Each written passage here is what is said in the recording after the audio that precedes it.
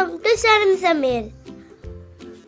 கீழே இருக்கிற சப்ஸ்கிரைப் பட்டனை பிரஸ் பண்ணுங்க. வணக்கம் நண்பர்களே, நான் தான் உங்கள் ஷர்மிளா. இன்றைக்கி நம்ம சேனலில் உங்கள் எல்லாருக்கும் பிடிச்ச ஒரு சூப்பரான விலாக் தாங்க. இந்த விலாக் பார்த்தீங்கன்னா போன மண்டே நான் எடுத்திருந்தது லிவிங் ரூம் டூர் போன வீடியோவில் போட்டிருந்தேன் இல்லைங்க. அப்போவே இந்த பீட்டா ஃபிஷ்க்கான பாட்டை பார்த்துருப்பீங்க. ஸோ ஒன் டே பிஃபோராகவே சண்டே ஈவினிங் போலவே இது ரெடி பண்ணிகிட்டு இருந்தேன். அந்த கிளிப்பிங் தான் உங்கள்கிட்ட நான் ஷேர் பண்ணுறேன். லிவிங் ரூம் டூர் நிறைய பேர் சப்போர்ட் கொடுத்துருந்தீங்க, ரொம்ப நல்லா இருக்குன்னு சொல்லியிருந்தீங்க. எல்லாருக்கும் ஒரு பெரிய தேங்க்ஸ் நான் சொல்லிக்கிறேன். பார்க்காதவங்க கண்டிப்பாக செக் பண்ணி பாருங்கள். வீட்டில் ஃபிஷ் வளர்க்குற டிப்ஸ் அவ்வளோ நான் சொல்லியிருக்கேன். அதுவும் நீங்கள் வேணால் செக் பண்ணி பாருங்கள். நிறைய வீடியோஸில் வீட்டில் அட்லீஸ்ட் இந்த மாதிரி ஒரு சின்ன பவுல்லையாவது ஃபிஷ் போட்டு வளங்க. இந்த பீட்டா ஃபிஷ்லாம் வளர்க்குறது ரொம்ப ஈஸிங்க. நார்மல் ஃபிஷ் டேங்கை விட இதுக்கு மோட்டரில் எதுவுமே தேவைப்படாது. ஜஸ்ட் மாதிரி பவுலில் இந்த ஃபிஷ்ஷை போட்டு வச்சாலே போதும். இந்த ஃபிஷ் பவுல் பார்த்தீங்கன்னா பழைய ஃபிஷ் பவுல். ஸோ இதில் என் குட்டி ஃபைட்டர் ஃபிஷ் போடணும்னு கேட்டுகிட்டே இருந்தான். ஸோ அவருக்காக அதை வாங்கிட்டு எனக்கு போட்டிருந்தோம். சேம் கான்செப்டில் பிங்க் அண்ட் ப்ளூலி இருக்கும் பாருங்கள். இதுலேயே மெயில் ஃபீமேல்ன்ட்டு 2 விதம் இருக்குது. இதுக்கான ஃபுட் பார்த்தீங்கன்னா தனியாக உங்களுக்கு இந்த மாதிரி கிடைக்கிது. ஒரு 2லேருந்து 3 போட்டாலே போதுங்க, நிறைய ஃபுட் போட வேண்டாம். இந்த க்யூட்டான பீட்டா ஃபிஷ்க்கு என்ன பேர் வைக்கலான்ட்டு எனக்கு கீழே கமெண்ட்டில் சொல்லுங்கள். அப்படியே மண்டே மார்னிங்லேருந்து ஒர்க்கை ஸ்டார்ட் பண்ணுவோம். எவ்ரி மண்டே ஆர் டியூஸ்டே நான் ஹெட் பாத் எடுத்துப்பேங்க. இதில் பார்த்தீங்கன்னா இரும்பு சட்டியில் நல்லெண்ணெய், தேங்காய் எண்ணெய், விளக்கெண்ணெய் 3மே ஈக்குவலாக போட்டிருக்கேங்க. அதை நம்ம லைட்டாக ஹீட் பண்ணிவிட்டு இந்த மாதிரி இரும்பு சட்டியில் யூஸ் பண்ணுறது ரொம்ப நல்லது. இதுக்குன்னு தனியாக நான் வச்சுருக்கேன். ஸோ முடியை நம்ம நல்லா விரித்து ஒவ்வொரு பார்ட்டில் நம்ம தேய்ச்சி விட்றது அவ்வளோ நல்லது. ஹேருக்கு ஆயில் வைக்கிறது ரொம்ப முக்கியம். அதே போல் ஹேர் மசாஜும் ரொம்ப முக்கியம். நம்ம ஃபிங்கர்ஸை வச்சு நல்லா பொறுமையாக அதை நல்லா மசாஜ் பண்ணி விடுங்க, அவ்வளோ நல்லது. இந்த எண்ணெய் ஊறிட்டுருக்க டைமில் பார்த்திங்கன்னா குட்டீஸ்க்கு ஆன்லைன் கிளாஸ் போயிட்டுருக்கு. ஸோ 2 டைமையும் நான் வேஸ்ட் பண்ணாமல் ஃப்ரிட்ஜை க்ளீன் பண்ணலாம் அப்படின்னு பிளான் பண்ணியிருக்கேன். ஒவ்வொரு மண்டேயும் ஒரு க்ளீனிங் ஒர்க் நான் பிளான் பண்ணி பண்ணுவேன். இந்த வீக் பார்த்தீங்கன்னா ஃப்ரிட்ஜை ஃபுல்லாக டீப் க்ளீன் பண்ணலான்ட்டு எடுத்து வச்சுட்டு இருந்தேன். எண்ணெய் ஊற வைக்கிறது பார்த்தீங்கன்னா மினிமம் 1 hour ஊற வச்சு தான் உங்களுக்கு நல்லாயிருக்கும் இந்த கிளைமேட்டுக்கு. அப்படியே இன்றைக்கான மோட்டிவேஷனில் என்ன உங்கள்கிட்ட நான் ஷேர் பண்ணிக்கிறேன். ஒரு கோடாரி வலுவானது, ஆனால் முடியை வெட்டாது. ஒரு பிளேட் கூர்மையானது, ஆனால் அது மரங்களை வெட்டாது.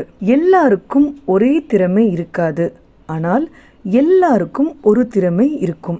இந்த உலகத்தில் இருக்க எல்லாருக்குமே ஒவ்வொரு விதமான திறமை இருக்கும். அவங்க இப்படி பண்ணுறாங்களே நம்மளுக்கு இப்படி வரலன்னு நினைக்காதீங்க. உங்களுக்குள்ள கண்டிப்பாக ஒரு திறமை இருக்கும். அவங்கள மாதிரி நீங்கள் இருக்கணுன்ட்டு அவசியம் கிடையாது. உங்களை பார்த்து நிறைய பேர் கற்றுக்கிற மாதிரி வாழ்ந்து காமிங்க. ஸோ ஃப்ரிட்ஜை க்ளீன் பண்ணிட்டு இருக்க வேலை பண்ணிகிட்டே இருந்தேங்க. முக்கியமாக அதில் இருக்கிற பொருட்கள் எல்லாத்தையும் வெளியே எடுத்து வச்சுட்டு இருந்தேன்.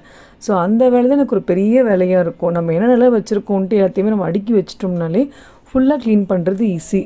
அதை எடுத்து வைக்கும் போதே பார்த்தீங்கன்னா எக்ஸ்பிரி டேட்டில் கண்டிப்பாக செக் பண்ணிட்டு தான் வைப்பேன். ஒவ்வொரு மாதமும் இந்த வேலையை கண்டிப்பாக பண்ணுங்கள். பிகாஸ் நம்ம நிறைய பொருள் வாங்கி வச்சுருப்போம், அது திரும்ப அது யூஸ் ஆகுமா, இந்த மாதிரி இது முடிஞ்சிருச்சான்ட்டு பார்த்து வைங்க. இந்த மாதிரி சாஃப்டான ஒரு ஸ்க்ரப் இருக்க பாருங்கள், அதை எடுத்துருக்கேன். அதில் கொஞ்சமாக டிஷ்வாஷ் லிக்விடும் கொஞ்சமாக தண்ணி ஊற்றி அந்த கரையெல்லாம் நல்லா தொடச்சி விட்டுருங்க. அந்த கரை எப்படி வருதுன்னே தெரியாது.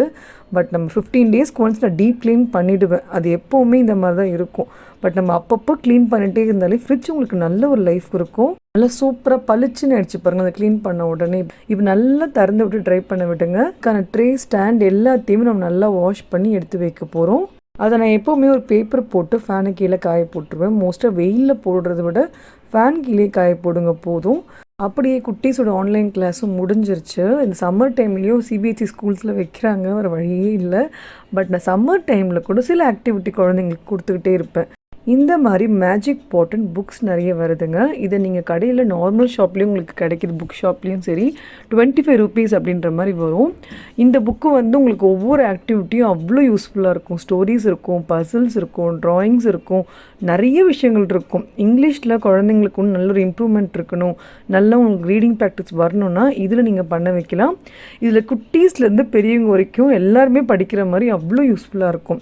முடிஞ்சால் இந்த மந்த் நீங்கள் வாங்கி ட்ரை பண்ணி பாருங்கள். நான் இப்போ 2 புக் தான் வாங்கியிருக்கேன். இதுக்கப்புறமா நான் கண்டினியூ வாங்குறதை உங்கள்கிட்ட அப்படின்னு ஷேர் பண்ணுறேன். ஒவ்வொரு விலாக்லேயும் குட்டீஸ்க்கு சில ஆக்டிவிட்டீஸ் கொடுப்பேன். ஸோ என்ன பொறுத்துக்கும் குழந்தைங்களுக்கு புக்ஸ் வாங்கி கொடுக்கறது ஒரு முக்கியமான விஷயமா பண்ணுங்கள். இந்த சம்மர்லேருந்து ஸ்டார்ட் பண்ணிங்கன்னா உங்களுக்கு அப்படியே ஒரு ப்ராக்டிஸாக ஆகிட்டு வரும். வீட்டிலேயே பண்ண சாஸ் காலியாக போகுது. இவ்வளோ பெரிய பாட்டில் எப்பயும் பண்ணி வச்சுருவேன்.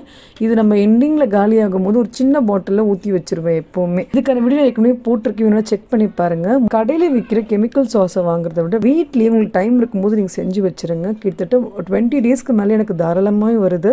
நெக்ஸ்ட்டு இந்த ட்ரேஸ் எல்லாம் ட்ரை ஆன பிறகு அதுக்கேற்ற மாதிரி ஷீட்ஸ் கட் பண்ணி போடலான்ட்டு நான் வாங்கிட்டு வந்திருந்தேங்க. இது பாடி சரவணால இந்த மாதிரி ஷீட் வாங்கிட்டு வந்தேன். ஸோ பிங்க் பிங்க் கலர் உங்களுக்கு நம்மளோட தீம்க்கு ஏற்ற மாதிரி மேட்சாக இருக்கும்ட்டு இந்த ட்ரேஸ்க்கான சைஸ்க்கு ஏற்ற மாதிரி ஷீட்ஸை கட் பண்ணி போட்டுக்கிட்டேங்க. ஒவ்வொரு ட்ரேலையும் நம்ம போட்டுட்டோம்னா க்ளீன் பண்ணுறதுக்கு ரொம்ப ஈஸியாக இருக்குது. சப்போஸ் உங்களுக்கு மாவு ஊற்றிட்டா கூட நம்ம ஷீட்டை மட்டும் எடுத்து அப்படி க்ளீன் பண்ணிடலான்ட்டு மாற்றிருக்கேன். இப்போ அப்படியே ஒவ்வொரு ஷெல்ஃபில் என்ன வச்சுருக்கேன் நான் சொல்கிறேன். இதில் பார்த்தீங்கன்னா கூழ் வந்து அம்மா காசி கொடுத்துருந்தாங்க. ஸோ அது ஒரு பாட்டிலில் வச்சுருக்கேன். பின்னாடி தயிர் வந்து ஒரு பாட்டிலில் வச்சுருக்கேன். மோஸ்ட்டாக கிளாஸ் பாட்டிலாக யூஸ் பண்ணுறது ரொம்ப யூஸ்ஃபுல்லாக இருக்குங்க. நம்மகிட்ட என்னென்ன இருக்குன்ட்டு நம்மளுக்கு கரெக்டாக பார்க்க முடியுது. இதில் பார்த்தீங்கன்னா ஊறுக்காய் வீட்டிலேயே ரெடி பண்ணி வச்சுருக்கேன். அந்த இன்ஸ்டன்ட் மாங்காய் ஊறுக்காய் மாதிரி. அப்புறம் புளித்தொக்கு தேவையான மாவை நான் கரெக்டாக அரைச்சி வச்சுப்பேங்க. அதையும் ஒரு சின்ன தட்டு போட்டு வச்சுருக்கேன். ஸோ மாவை கீழே சிந்துனா கூட உங்களுக்கு அந்த தட்டோடு போய்டும். க்ளீன் பண்ணுறதுக்கு ஈஸியாக இருக்கும்.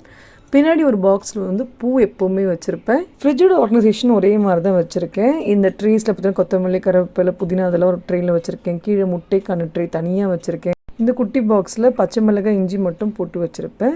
இந்த பாக்ஸஸில் பார்த்தீங்கன்னா ஒவ்வொன்றுத்துலையுமே ஒவ்வொரு விதமாக காய் வந்து தேவையானது போட்டு வச்சுருப்பேன். இந்த ட்ரேயில் பார்த்தீங்கன்னா வெஜிடபிள்ஸ்ன்ட்டு என் வீட்டில் பெருசாக ஸ்டோர் பண்ண மாட்டேன். எப்போயாவது ஏதாவது 1-2 தான் இருக்கும். இன்றைக்கி பார்த்திங்கன்னா முருங்கைக்காய், அப்புறமா வந்து மாங்காய் இருந்தது. இதில் பார்த்தீங்கன்னா இலையை சுற்றி வச்சுருக்கேன். இப்போ வந்து டெய்லி 1 டைம் ஆகுது ஒரு வேலையாவது இலையில சாப்பிடணுன்ட்டு பிளான் பண்ணி வாங்கி இதை ஸ்டோர் பண்ணி வச்சுருக்கேன். பின்னாடி பார்த்தீங்கன்னா ரோஸ் வாட்டர் வீட்டிலே பண்ணது. கலசத்துக்கும் சரி நம்ம ஃபேஸ்க்கும் சரி யூஸ் பண்ணிக்கலாம். நான் முக்கியமாக கலசத்துக்காகவே ரெடி பண்ணி வச்சுருப்பேன். மற்றபடி கீழ்டோடெல்லாம் பெருசாக எதுவுமே இருக்காதுங்க. வெஜிடபிள்ஸ் நான் ஸ்டோர் பண்ணவே மாட்டேன். வேணுன்றத போய் நான் வாங்கிட்டு வந்துப்பேன். நம்ம நியூ இயர் ரெசல்யூஷனே அதுதான். மற்றபடி இதில் எப்போவுமே போல் யூஸ்வலாக வச்சுருக்க பொருள் தான். ஃப்ரிட்ஜ் ஆர்கனைசேஷனுக்குமே போட்டிருக்கேன். உங்களுக்கு வேணும்னா சொல்லுங்கள், திரும்ப இன்னொரு வீடியோவாக ஸ்பெஷலாக நான் போடுறேன். இந்த பட்டருக்கான ஒரு சின்ன டிப் எடுத்துக்கோங்க. நான் பட்டரை இந்த மாதிரி க்யூபாக கட் பண்ணி எடுத்து வச்சுக்கிறேன். செய்யும் போது இதை எடுத்து யூஸ் பண்ணுறதுக்கு ஈஸியாக இருக்குது. பெரிய க்யூபாக வச்சோம்னா கட் பண்ணி எடுக்க ரொம்ப ஹார்டாக இருக்குது. இந்த மாதிரி க்யூப்ஸாக எடுத்து நம்ம வச்சுக்கோங்க. சமைக்கும் போது இதை மட்டும் சேர்த்துக்கலாம். குளிச்சுட்டு வந்த பிறகு லஞ்ச் வேலையை பண்ணிகிட்டு இருந்தேங்க. இன்றைக்கி லஞ்ச் ஸ்பெஷலே முருங்கைக்கீரை பொரியல். வீக்லி ஒன்ஸ் ஆகுது முருங்கைக்கீரை பண்ணிவிட்டுங்க. எங்கள் வீட்டு குட்டீஸ்க்கு இந்த மாதிரி முட்டை போட்டு பண்ணால் ரொம்ப பிடிக்கும். எப்போவுமே மிளகாய் தூளை விட மிளகுத்தூள் யூஸ் பண்ணுங்க. ஏன்னா சில்லி பவுடரை விட பெப்பர் உங்களுக்கு அவ்வளோ நல்லது. முருங்கைக்கீரை வந்து ரொம்ப ஹெல்த்தி. ஸோ அந்த முட்டையோடு சேரும்போது இன்னும் நல்ல ஒரு டேஸ்ட்டை கொடுக்கும். வெண்டைக்காய் ஃப்ரையும் பண்ணியிருந்தேன்.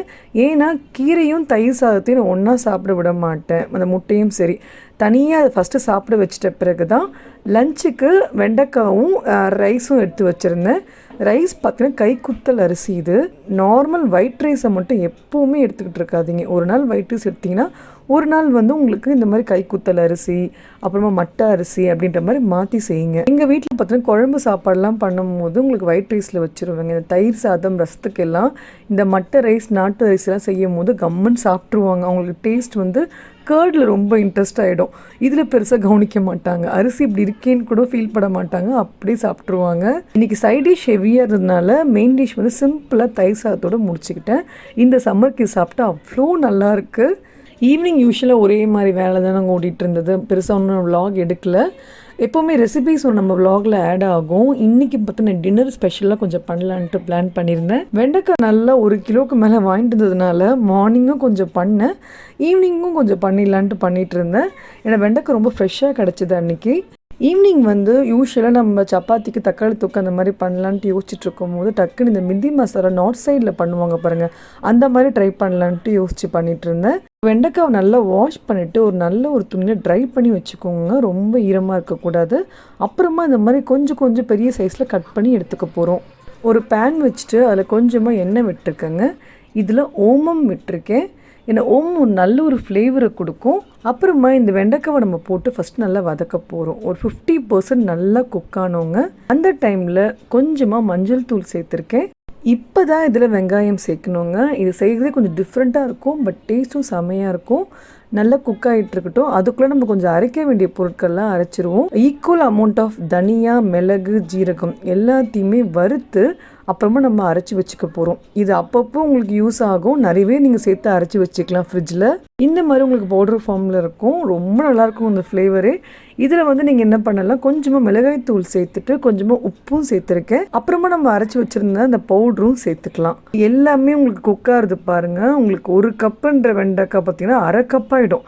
அந்த மாதிரி சுருங்கிடும். ஸோ அதுக்கேற்ற மாதிரி நீங்கள் நிறைய பண்ணிக்கோங்க. குக் ஆகிட்டு இருக்கிறதுக்குள்ளேயே இந்த பக்கம் சப்பாத்தி போடுற வேலையை பண்ணிகிட்டு இருந்தேங்க. சப்பாத்தி மாவு கூட வீட்லேயே அரைச்சி செய்கிறதுனால உங்களுக்கு மாவோட கலரே பாருங்க கொஞ்சம் டிஃப்ரெண்ட்டாக இருக்குது. டேஸ்ட்டும் வேறு மாதிரி இருக்குது. இந்த பாட்டிலில் தான் நான் ஸ்ப்ரே பண்ணி யூஸ் பண்ணுறேன். இந்த ஆயில் ஸ்ப்ரே வந்து நான் ஹோம் சென்டரில் வாங்கியிருந்தேன். ஸோ எண்ணெய் நிறைய எடுத்துக்க மாட்டேங்குது, கொஞ்சமாக ஸ்ப்ரே பண்ணி விட்டால் போதுன்ற மாதிரி இருக்குது. வெண்டைக்காய் சைட் டிஷ் ரொம்ப சூப்பர் ரெடி ஆகிடுச்சு. இந்த சப்பாத்தி கூட சாப்பிடும் போது ஆசமாக இருக்கும். அன்றைக்கான டின்னர் சூப்பராக இருந்தது, குழந்தைங்க ரொம்ப விரும்பி சாப்பிட்டாங்க. ஸோ இந்த மாதிரி நீங்கள் ஒரு ட்ரை பண்ணி பாருங்கள், சூப்பராக இருக்கும். இதோட இந்த vlog நான் முடிச்சுக்கிறேன். பிடிச்சிருக்கவங்க லைக் பண்ணுங்கள், ஷேர் பண்ணுங்கள், அண்ட் உங்கள் ஃபீட்பேக் எனக்கு கமெண்ட்டில் சொல்லுங்கள். இதே போல் இன்னொரு யூஸ்ஃபுல்லான வீடியோ சந்திக்கிறேன். Have a great day friends. Bye.